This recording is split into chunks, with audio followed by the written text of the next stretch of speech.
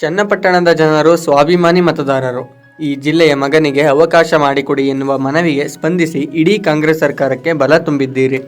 ನಮ್ಮ ಕೈ ಹಿಡಿದ ನಿಮ್ಮ ಋಣ ತೀರಿಸುತ್ತೇವೆ ಎಂದು ಮಾಜಿ ಸಂಸದ ಡಿ.ಕೆ. ಸುರೇಶ್ ರವರು ತಿಳಿಸಿದರು. ಭಾನುವಾರ ಹಮ್ಮಿಕೊಂಡಿದ್ದ ಚನ್ನಪಟ್ಟಣ ಉಪಚುನಾವಣೆ ಗೆಲುವಿಗೆ ಕಾರಣರಾದ ಮತದಾರರಿಗೆ ಕೃತಜ್ಞತಾ ಸಮಾವೇಶದಲ್ಲಿ ಅವರು ಮಾತನಾಡಿದರು.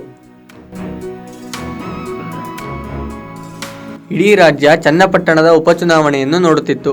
ಇದು ಅತ್ಯಂತ ಸವಾಲಿನ ಚುನಾವಣೆಯಾಗಿ ಮಾರ್ಪಾಡಾಗಿತ್ತು. ಚನ್ನಪಟ್ಟಣದ ಚುನಾವಣಾ ಇತಿಹಾಸದಲ್ಲಿ ಯೋಗೇಶ್ವರ್ ಅವರಿಗೆ ಅತ್ಯಂತ ಹೆಚ್ಚಿನ ಮತ ನೀಡಿದವರು ನೀವು.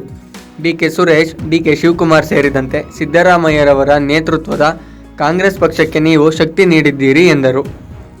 ನಮ್ಮ ಸರ್ಕಾರಕ್ಕೆ ಶಕ್ತಿ ಕೊಟ್ಟ ನಿಮ್ಮ ಬದುಕನ್ನು ಹಸನು ಮಾಡುವ ಕೆಲಸ ನಾವು ಮಾಡುತ್ತೇವೆ. ಪ್ರತಿ ಮನೆಗೆ ಹೋಗಿ ನಿಮ್ಮ ಕಷ್ಟ ಸುಖ ವಿಚಾರಿಸಿದ್ದೇವೆ. ಈ ಜಿಲ್ಲೆಯ ಮನೆಮಗನಾದ ಡಿ.ಕೆ. ಶಿವಕುಮಾರ್ ಅವರ ನೇತೃತ್ವದಲ್ಲಿ ಜಿಲ್ಲೆಯ ಅಭಿವೃದ್ಧಿಗೆ ಹೊಸ ಮುನ್ನುಡಿ ಬರೆಯಲಾಗುವುದು ಎಂದು ಹೇಳಿದರು.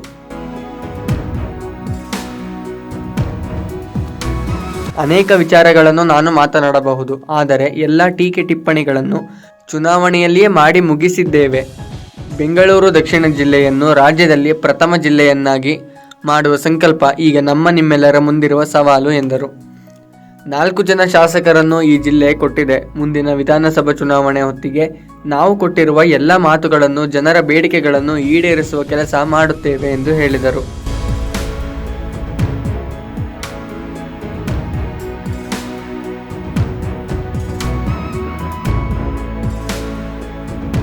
ಉಪಚುನಾವಣೆ ವೇಳೆ ಸಾವಿರಾರು ಕಾರ್ಯಕರ್ತರು, ನೂರಾರು ಮುಖಂಡರು ಹಗಲು ರಾತ್ರಿ ಕೆಲಸ ಮಾಡಿದ್ದೀರಿ.